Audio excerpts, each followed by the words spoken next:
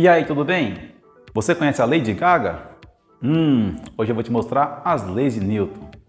Piada ruim, eu sei que é piada ruim, mas vamos em frente e ver as leis de Newton. Na verdade, essa é a primeira aula sobre leis de Newton, vamos ver várias aulas sobre leis de Newton, tá bom? E hoje nós vamos ver os conceitos básicos. Pessoal, Newton nasceu, viveu e morreu aos 84 anos na Inglaterra, e ele desenvolveu aí as 3 leis famosas, que são as famosas leis de Newton. Mas olha só, pessoal, ele fez isso baseado nos conhecimentos de Nicolau Copérnico, Johannes Kepler e Galileu Galilei, outros caras que também estudaram mecânica nessa época. Então Newton se apoiou no conhecimento desses outros 3 gênios para desenvolver o que a gente chama de mecânica clássica. E tudo isso está no famoso livro do Newton chamado Principia. Hoje nós vamos começar a ver dinâmica, tudo bem? Dinâmica, pessoal, é a área da física que estuda as causas dos movimentos dos corpos, tudo bem? E para isso vamos ver alguns conceitos básicos como massa, força resultante, força-peso, vários tipos de força que vamos usar durante o nosso curso.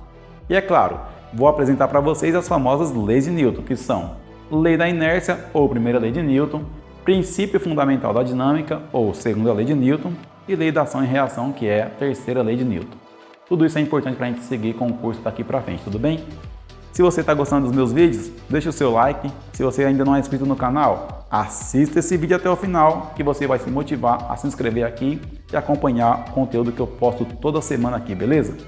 Então vamos em frente com esses conceitos básicos que são super importantes para a gente acompanhar as próximas aulas, beleza? Então, ative a sua mente que a aula vai começar. Muito bem, como vocês viram aí na apresentação do vídeo, a ideia de hoje é falar sobre os conceitos básicos das leis de Newton. E nós vamos então ter que apresentar quais são esses conceitos. E começando aqui pelo conceito de força.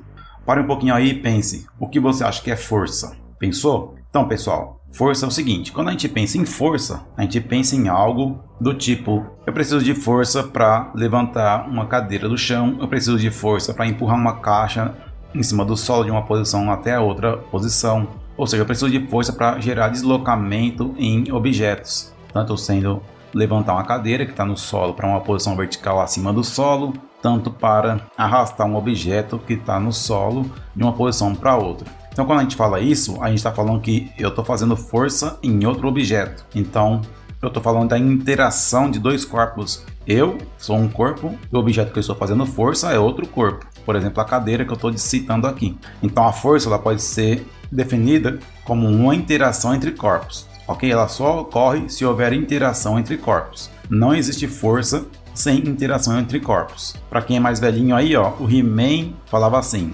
eu tenho a força, certo? O He-Man falava isso, mas é porque a tradução estava ruim aqui no português, né? Ele não dizia eu tenho a força, ele dizia eu tenho o poder em inglês. E traduziram para eu tenho a força. Ninguém tem força, você faz força sobre um objeto. Você não tem força sozinho, porque a força depende de interação. Então você tem que interagir com outro objeto para que ocorra força, beleza? Então vamos escrever isso aqui. A força então ela é uma interação entre corpos. Então, fazendo aqui alguns exemplos, quando você chuta uma bola, você está executando aí uma interação entre você e a bola, e seu pé empurra a bola para frente e a bola então ganha aí uma aceleração, esse movimento. Quando você empurra um objeto, como está aparecendo aí na tela, esse rapaz está empurrando esse peso aí, certo? Fazendo uma força no peso. Então, olha lá, de novo, interação entre 2 corpos. Ou mesmo quando você faz flexão. Nesse caso aqui eu posso estar fazendo uma força sobre mim mesmo. Não, né? Você está fazendo uma força no chão, certo? Você empurra o chão para conseguir levantar o seu corpo. Você sozinho, sem empurrar o chão, não conseguiria levantar o seu corpo. Então, você está interagindo com outro corpo, que no caso aí é o solo, tá bom? Então, todos esses casos que eu mostrei aqui demonstram a interação entre 2 corpos e aí nesse caso então está ocorrendo forças. Eu falei entre 2 corpos nesses exemplos, mas pode ocorrer interação entre 2 ou mais corpos para que ocorra forças, tá bom? Isso que define aqui a força. E as interações entre os corpos, né, ou seja, as forças, elas podem causar variação no seu movimento ou deformações. Esses são os efeitos da força. Se você pensar na bola de futebol, ocorre aqui as 2 coisas. Se a gente conseguir filmar em câmera lenta, você quando chuta uma bola de futebol, seu pé entra em contato com a bola, essa bola deforma um pouquinho, depois ela perde o contato com o seu pé e volta para a forma original dela, ok? Então existem casos em que ocorrem as 2 coisas, tanto uma variação no movimento do corpo quanto a deformação do corpo. E do ponto de vista da física, a força é uma grandeza vetorial. Falando aqui agora de como trabalhar com isso aqui, nós vamos trabalhar com a força como sendo uma grandeza vetorial. Vamos deixar isso aqui bem claro, tá bom? Porque é importante. Então, se tivermos aqui um objeto qualquer, e nesse objeto a gente faz uma força, então tem aqui uma força que eu vou chamar aqui de F, eu tenho aqui módulo, direção e sentido. O módulo é o comprimento aqui do vetor, que diz qual é a intensidade dessa força. Direção e sentido são o seguinte: direção é horizontal e sentido da esquerda para a direita, certo? Força então é uma grandeza vetorial. E a unidade de força no Sistema Internacional de Unidades, né, ou no MKS, ele é em Newton, tá? N maiúsculo. Isso aqui é Newton. Claro, em homenagem ao Newton, né, que foi quem desenvolveu esses estudos aqui. E aí, pessoal, você pode, como eu disse, ter interação de mais de dois corpos. Você pode ter interação de mais de dois corpos. Por exemplo, você pode ter interação desse tipo aqui, ó.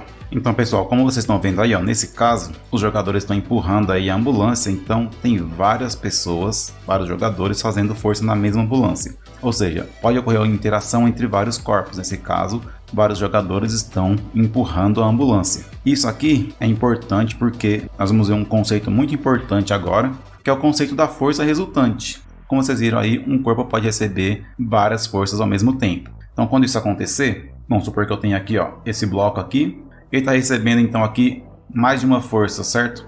Interagindo com o bloco aqui. Vou chamar aqui de F1 e F2, as duas forças que estão interagindo com o bloco. Vou deixar claro aqui que são grandezas vetoriais, colocando a setinha aqui, tá bom? O mesmo poderia acontecer nesse outro caso aqui, em que eu tivesse as forças em sentidos opostos. Ou ainda poderia ter forças que não estão na mesma direção, como nesse caso aqui, e eu teria um ângulo aqui entre as duas forças. Então, aqui são exemplos para eu falar para vocês sobre força resultante. Como nós vimos aí no caso da ambulância, a ambulância recebeu força de vários jogadores. Então, é possível um corpo receber força de mais de um outro corpo. Quando isso acontecer, a gente pode determinar a força resultante. Tá? O que é a força resultante? Se você pegar esse primeiro exemplo aqui, aí vai ser o seguinte, ó, qual que é o efeito que essas duas forças geram sobre esse bloco? Ou nesse caso aqui. Bom, isso vai gerar um efeito aqui, certo? Nesse caso aqui, ó, as duas forças estão indo da esquerda para a direita, então o bloco se deslocaria da esquerda para a direita aqui. Nesse caso aqui, ó, as duas forças estão em sentidos opostos, então eu tinha que ver qual tem a maior intensidade, que vai determinar o sentido que o bloco vai se deslocar. Nesse caso aqui, as duas forças têm ângulo entre elas, isso vai determinar o sentido e a direção que o bloco vai se deslocar, tá bom? Então nesses dois primeiros casos aqui, ó, os vetores são paralelos, tá bom? Então, basta você adotar um referencial, vamos adotar um referencial aqui, ó, colocar aqui primeiro caso, isso aqui é a referência. Se isso aqui é a referência, então essas duas forças são positivas. Então a força resultante, ela vai ser a força 1 mais a força 2. Soma vetorial, como nós já víamos fazendo lá na aula de soma de vetores. Vetores que têm o mesmo sentido a gente soma, certo? Então no mesmo sentido, somamos, beleza, tranquilo, não tem que fazer mais nada. No segundo caso aqui, ó, mesmo referencial, da esquerda para a direita. Então nesse referencial adotado nós vamos ter o seguinte, a força 1 ela vai ser positiva e a força 2 vai ser negativa. E nós vamos adotar outra coisa aqui, vamos adotar que força 2 é maior que força 1 em módulo. De modo então que a resultante nesse caso aqui, ó, ela ficaria assim, ó, força 1 positivo, força 2 negativo, certo? Ficaria assim. Então, ó, como a força 2 é maior que a força 1, a força resultante também seria negativa nesse caso. E no último caso aqui, ó, no terceiro caso, teríamos que adotar um referencial tanto vertical quanto horizontal. Então vamos usar isso aqui como referência. Para esse caso aqui, ó, eu teria a força 1, ela é positiva, porque ela está na horizontal e está no mesmo sentido da referência. A força 2, ela vai ter então componentes, certo? Nós já vimos isso aqui em outras aulas, né? Ela vai ter componentes. Essa aqui vai ser, ó, a componente vertical da força 2 e aqui vai ter a componente horizontal da força 2. Então aqui eu tenho F2 na direção Y e eu tenho aqui F2 na direção X. Tá chamando aqui as direções X e Y. Então para calcular a resultante aqui, no caso 3, eu teria que considerar as duas direções. Então eu teria que considerar o seguinte, ó, em X ou na horizontal, a força resultante seria a força 1, tá bom? Mais a força 2x, certo? Ó, porque são os dois vetores aqui que estão na horizontal. O branco é o F1 e o azul é o F2x. Isso seria a força resultante na direção X. A força resultante na direção Y seria FR de força resultante, tá? Estou usando sempre FR para força resultante aqui. Eu tenho só uma força na direção y, tenho só essa aqui, que é a F2y, então seria a própria F2y. Resumindo, pessoal, o que é determinar a força resultante? É você somar todos os vetores em todas as direções dos corpos que estão sob a ação de mais de uma força.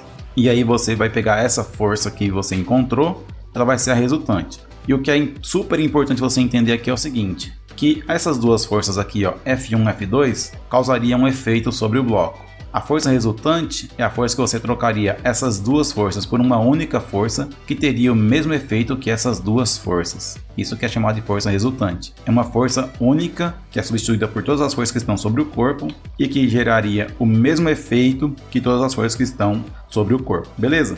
Esse é o conceito de força resultante e sempre é feito o cálculo vetorial, como mostrei nesses 3 exemplos aqui, para determinar a força resultante. Então, muita atenção, não é um cálculo direto, é cálculo vetorial, beleza?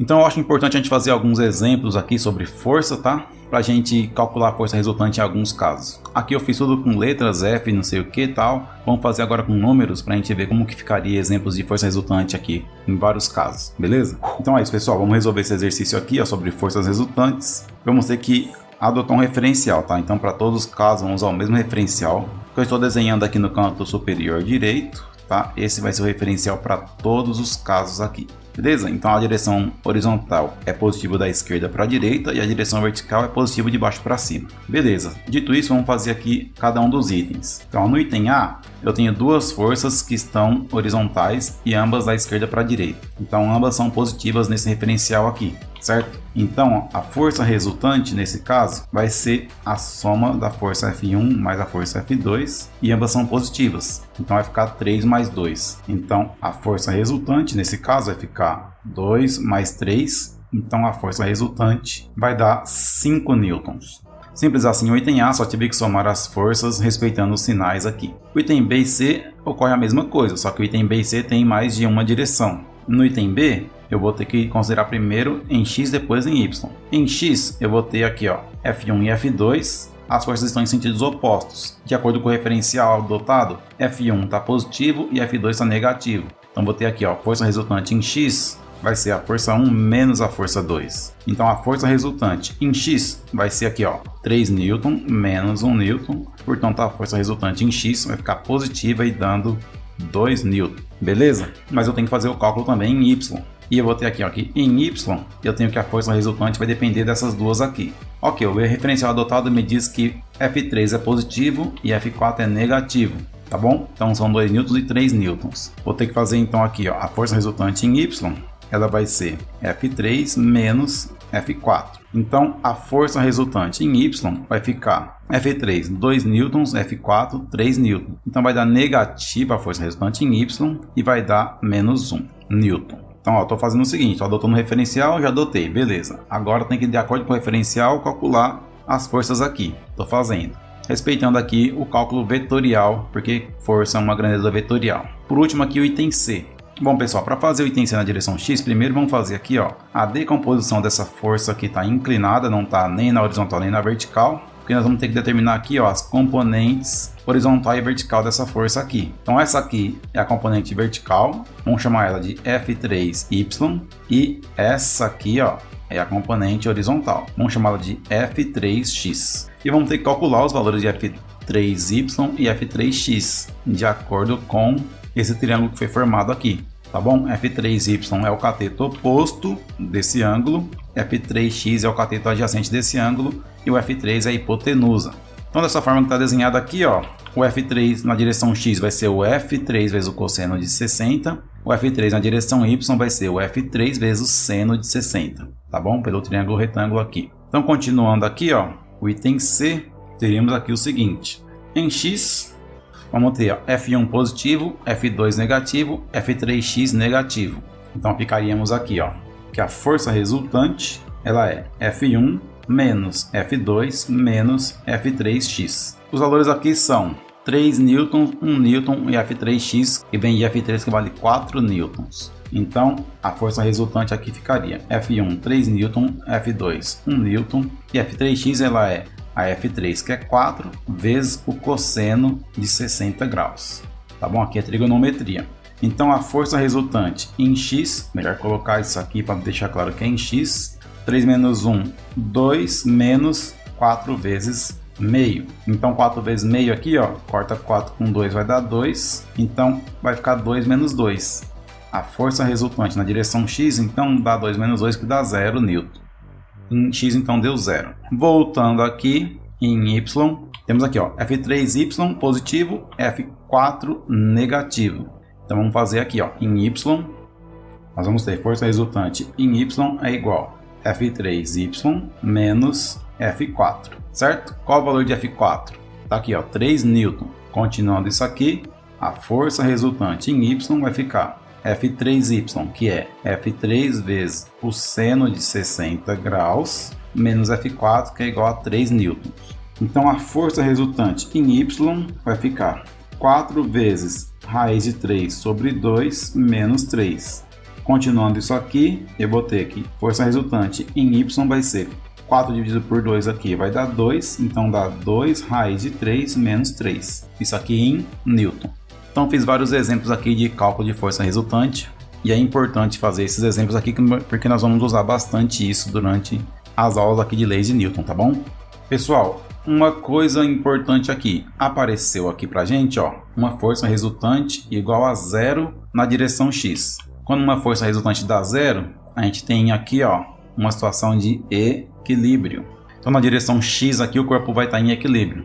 Vamos ver então o que significa mais detalhe essa questão da força resultante dar 0 em um corpo.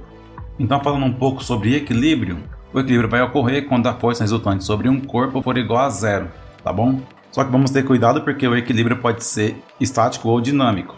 Vamos falar primeiro de equilíbrio estático. Nós vamos ter o seguinte, nós temos um bloco aqui e nesse bloco aqui nós vamos ter que a força resultante sobre ele é igual a 0. Nesse caso aqui o corpo vai ter uma velocidade igual a 0.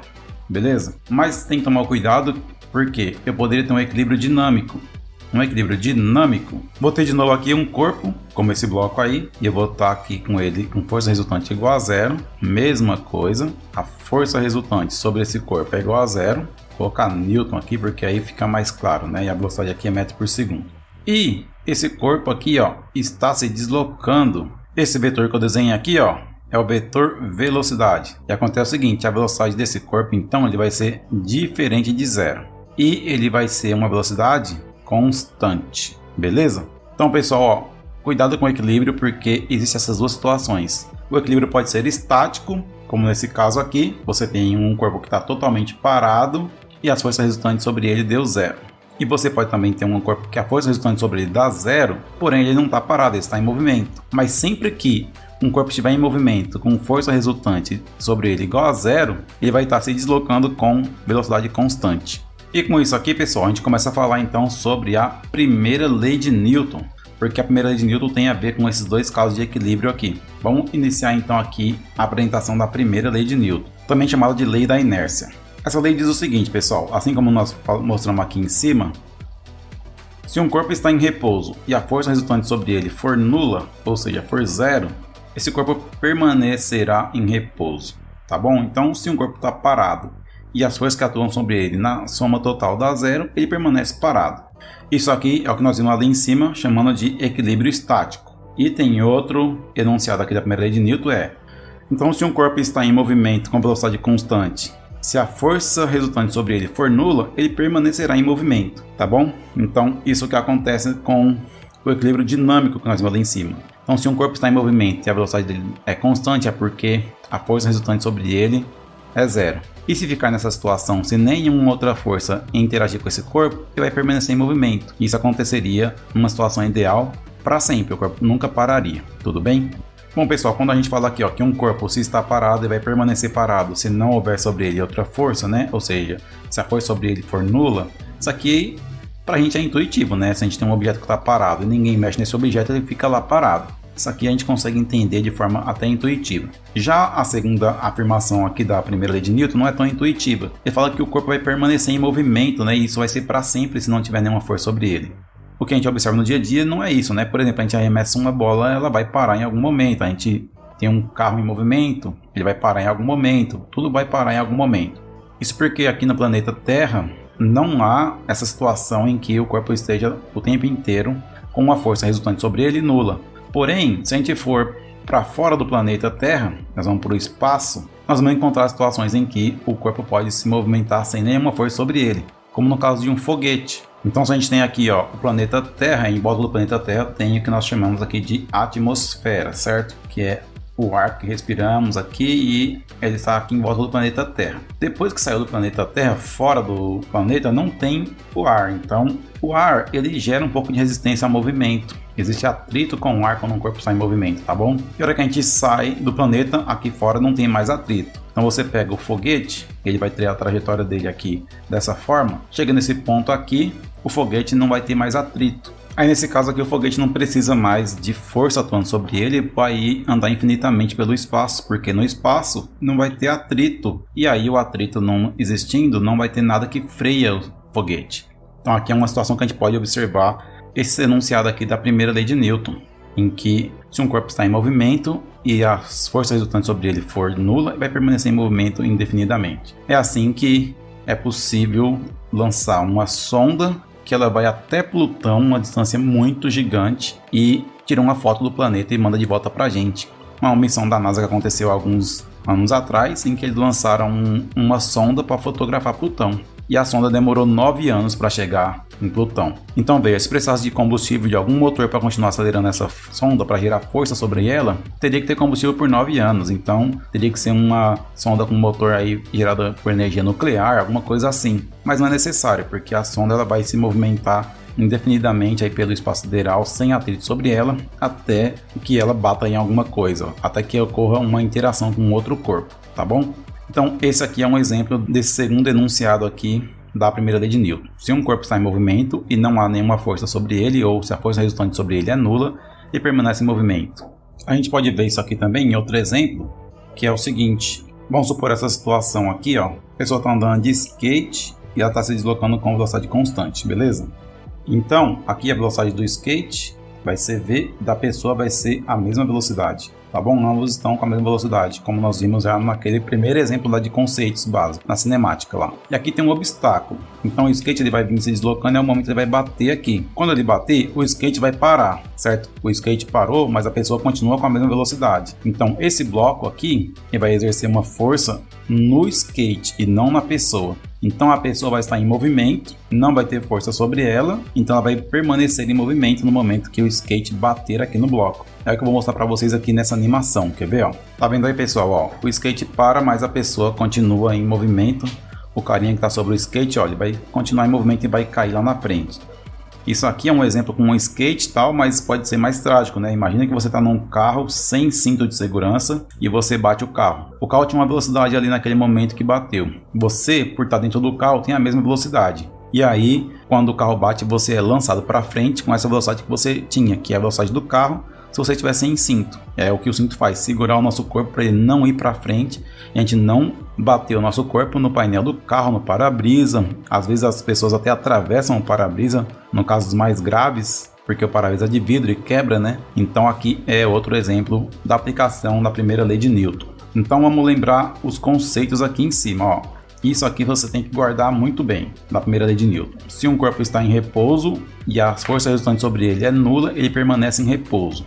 Se um corpo está em movimento e a força resultante sobre ele é nula, ele permanecerá em movimento. Vimos esses exemplos aqui embaixo, demonstrando isso. O caso do foguete e o caso do skatista aqui, que infelizmente tomou um capote na hora que o skate bateu aqui no obstáculo.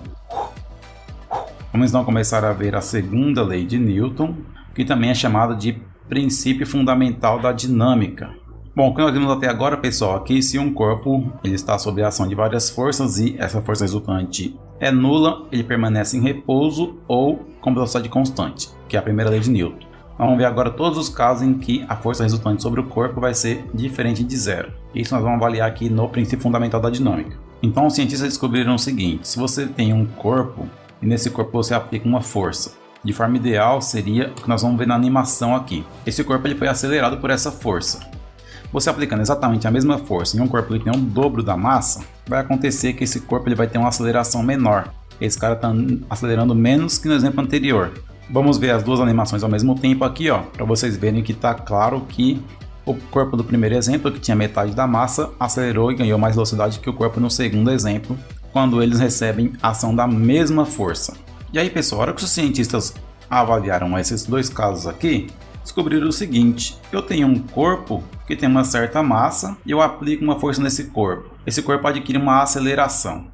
Então vamos chamar esse corpo aqui, ó, de corpo com massa M1. E a hora que eu pego um corpo que tem o dobro da massa desse, um corpo aqui que tem uma massa M2 que é o dobro de M1, esse cara é aplicado a mesma força F aqui, e adquire uma aceleração que é metade da aceleração que foi aplicada em M1. Então nessa situação que nós estamos falando aqui, ó, a massa 2 ela é igual ao dobro da massa 1, e a hora que a gente já fez essa situação aqui, ó, esse corpo aqui adquiriu uma aceleração 1, esse corpo aqui adquiriu uma aceleração 2, de modo que a aceleração 2 ficou igual a metade da aceleração 1. Então os cientistas descobriram que a aceleração que o corpo adquire quando ele está sob a ação de uma força, ela é inversamente proporcional a uma certa constante. Então a aceleração ela é a força dividida por uma constante k. E essa constante k aqui, os cientistas descobriram que é exatamente a massa dos corpos. E aí, a segunda lei de Newton diz o seguinte, que qualquer corpo que esteja sob a ação de uma força resultante diferente de zero, nós vamos ter que a força resultante que está sobre esse corpo vai ser igual à massa do corpo vezes a aceleração do corpo, certo? Se esse K aqui é a massa, você passa a massa multiplicando aqui pelo A, você vai chegar nessa fórmula aqui, que é a segunda lei de Newton. Para qualquer corpo que esteja sob a ação de uma força resultante diferente de zero, esse corpo vai adquirir uma aceleração. E essa força que você aplicou vai ser igual à multiplicação da massa vezes a aceleração do corpo. Então isso aqui é a segunda lei de Newton. Então, pessoal, é muito comum a gente ouvir a expressão força é igual a massa vezes a aceleração. Mas atenção, não é qualquer força, tá? É a força resultante. É a resultante que é igual a massa vezes a aceleração. Não leve em consideração apenas a expressão força é igual a massa vezes a aceleração. É a força resultante que atua sobre um corpo é igual a massa do corpo vezes a aceleração. Nós já vimos a definição de massa lá na aula sobre Sistema Internacional de Unidades. Nós mostramos o que é a massa de um corpo, né? A massa do corpo ela está relacionada com a quantidade de matéria que um corpo é composto. Então, nós somos compostos de átomos, cada átomo tem sua massa e com isso a gente consegue determinar então a massa total de um corpo. Mas colocar em número de átomos fica muito complicado. Foi definida então uma unidade chamada quilograma para o Sistema Internacional de Unidades. Essa unidade ela vem do fato de ter sido produzido um peso padrão de platina hidriada, e esse peso está guardado lá no Bureau Internacional de Pesos e Medidas em Paris, que corresponde exatamente a 1 kg. Com isso a gente consegue calibrar as balanças, calibrar as coisas que medem massa com esse peso padrão. E então nós vamos usar aqui, a massa é quilogramas, tá bom? Nós já vimos lá na cinemática que a aceleração ela tem a unidade de metro por segundo quadrado no Sistema Internacional de Unidades. Estamos vendo agora que a massa é igual a quilograma no Sistema Internacional de Unidades. Então se você pegar isso aqui, ó, massa vezes aceleração, nós vimos agora há pouco que a força ela tem a unidade de Newton, certo? Então, pegando tudo isso aqui, ó, a gente tem que 1 Newton é igual a 1 kg metro por segundo quadrado. Isso significa que se você aplicar uma força de 1 Newton em um corpo de 1 kg, ele vai adquirir uma aceleração de 1 metro por segundo quadrado. Essa é a relação entre Newton, quilograma e metro por segundo quadrado aqui, tá certo? Isso aqui você deve guardar porque é também importante, que 1 Newton é igual a 1 kg metro por segundo quadrado. Bom, eu vou fazer alguns exercícios então aqui para vocês verem, e aí nós vamos treinar um pouco como usar essa fórmula aqui, tá bom? Vamos fazer alguns exercícios então para praticar os conceitos vistos até agora. Primeiro exemplo então aqui, ó, um bloco com massa de 1 kg está sob a ação das forças mostradas abaixo. Determine a aceleração deste bloco. Pessoal, nesse caso aqui, ó, o bloco tem duas forças que estão concorrendo, elas não estão se ajudando, elas estão concorrendo. Essa força que arrasta o bloco para a direita e essa força que arrasta o bloco para a esquerda. Quando isso acontecer, nós vamos adotar um referencial no sentido da força que está ganhando. Então, esse é o referencial que nós vamos adotar aqui. Então, a força resultante nesse cara aqui, ela vai ser a força 1 menos a força 2. Força 1 positiva porque está no mesmo sentido do referencial adotado. E força 2 negativa porque está no sentido oposto. Então, a força resultante, ela vai ser 18 menos 8. Portanto, a força resultante vai ser 10 Newton. Então, qual vai ser a aceleração? Bom, se um bloco tem força resultante sobre ele diferente de zero, a segunda lei de Newton diz que a força resultante sobre o bloco é a massa vezes a aceleração do bloco. Então, 10 Newton, que é a força, vai ser igual a massa, que é 1 kg, que o problema falou, vezes a aceleração. Então, a aceleração desse bloco vai ser 10 dividido por 1, e 10 dividido por 1 costuma dar 10, não é isso? Então, vai ser 10 metros por segundo quadrado, tá? Porque as forças estão em Newton e a massa do bloco está em quilograma. Então, a aceleração vai ficar em metro por segundo quadrado. Probleminha aqui simplesinho para aplicar a fórmula aqui da segunda lei de Newton. Beleza? Vamos ver mais um caso aqui.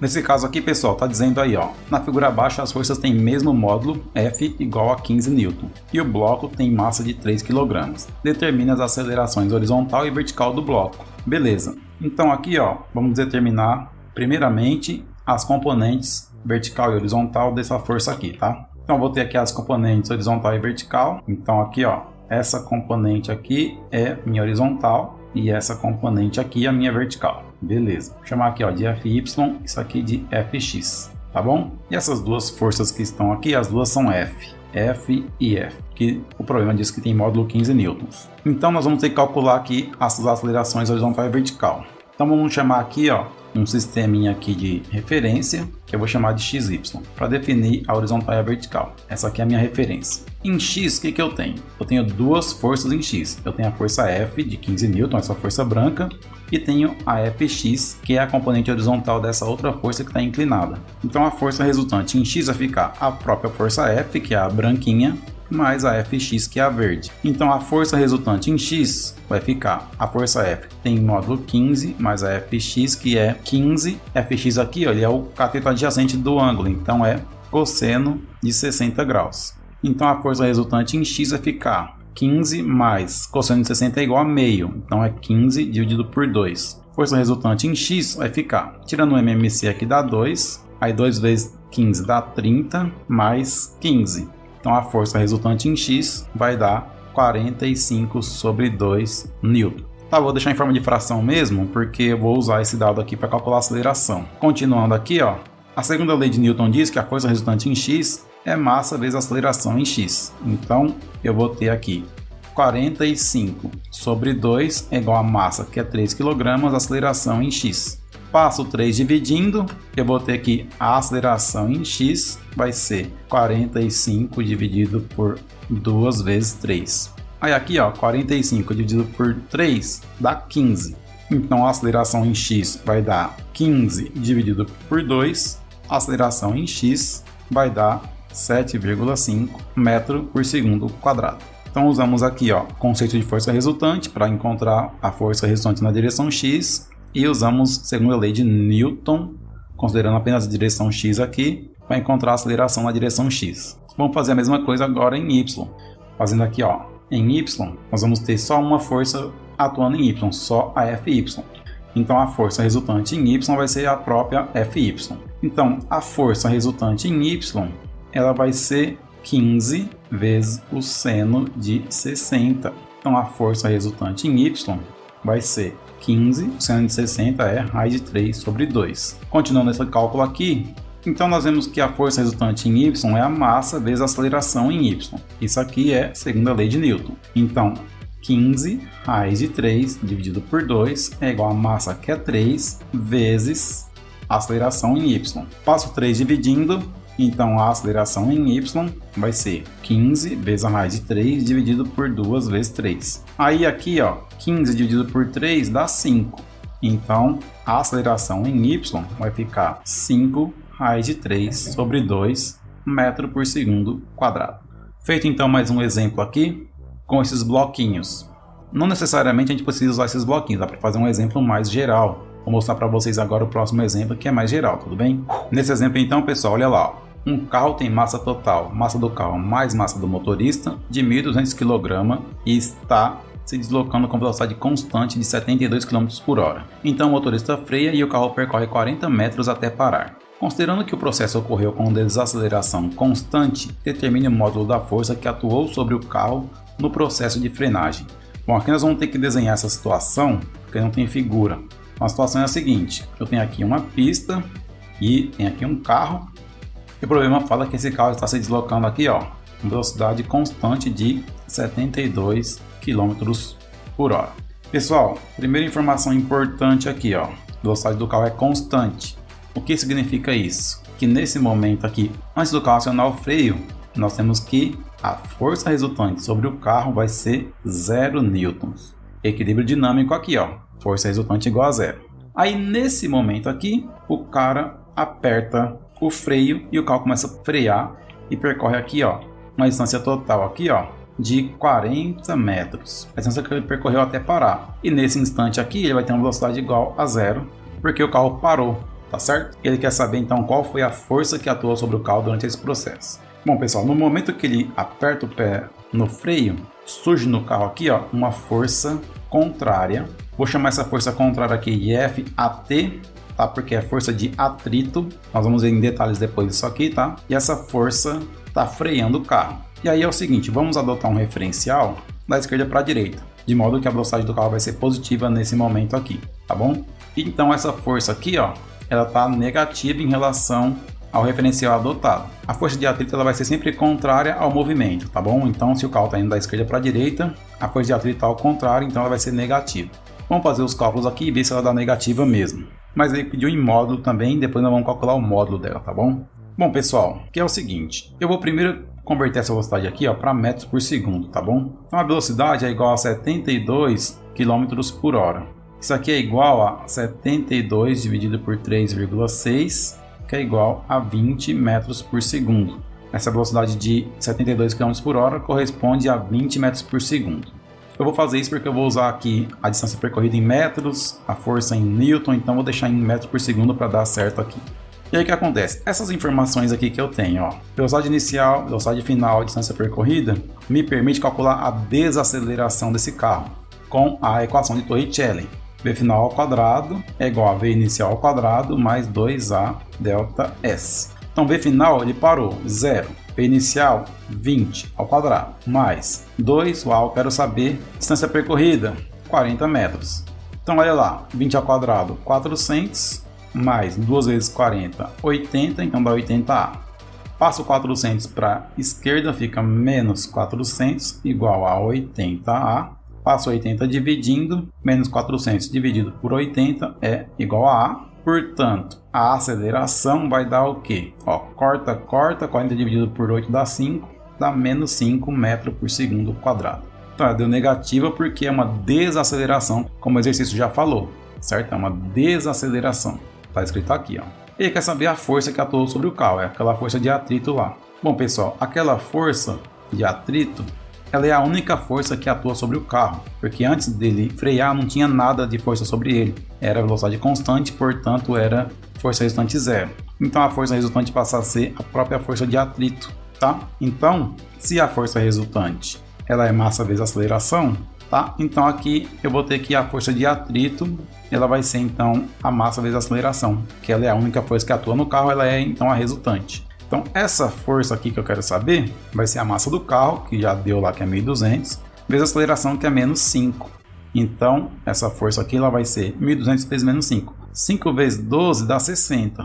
Então aqui dá 60, 0, então dá 6.000 newtons. Essa força de atrito que freou o carro, tá bom? Mas como ele pediu para calcular em módulo, então a força de atrito em módulo, só deixar esse número positivo, né? Vai dar 6.000 positivo aqui. Então, pessoal, olha, eu detalhei tudo isso aqui porque é super importante, tá? Você ter essa noção que desaceleração é uma coisa negativa, a força de atrito deu negativa e o módulo que ficou positivo, né? Porque o módulo não importa, o sinal é sempre positivo e que num certo referencial, o carro está se deslocando, a força de atrito vai ser sempre contrária a ele, tá? Nós vamos detalhar a força de atrito depois, mas agora nós vamos só usar isso aqui, tá bom? Foi então mais um exemplo aqui que nós misturamos aqui, ó, dinâmica, que é a parte de uso da força aqui, com cinemática, que foi aqui a equação de Torricelli. Isso é muito comum nos problemas, tá? Misturar as duas coisas aqui. Então, fique atento, porque você vai ter que saber fazer essas coisas aqui. É isso aí, pessoal. Vimos então os principais conceitos básicos aqui, tudo bem? Vamos aprofundar mais esses conceitos nas próximas aulas, com mais exemplos e mais exercícios, tudo bem? O objetivo de hoje era apresentar para vocês esses conceitos aqui. Se você gostou desse vídeo, deixe o seu like, se inscreva no canal, ative as notificações e compartilhe esse vídeo com a sua galera aí, beleza? Um abraço do professor Eliel, até o próximo vídeo e por hoje é só.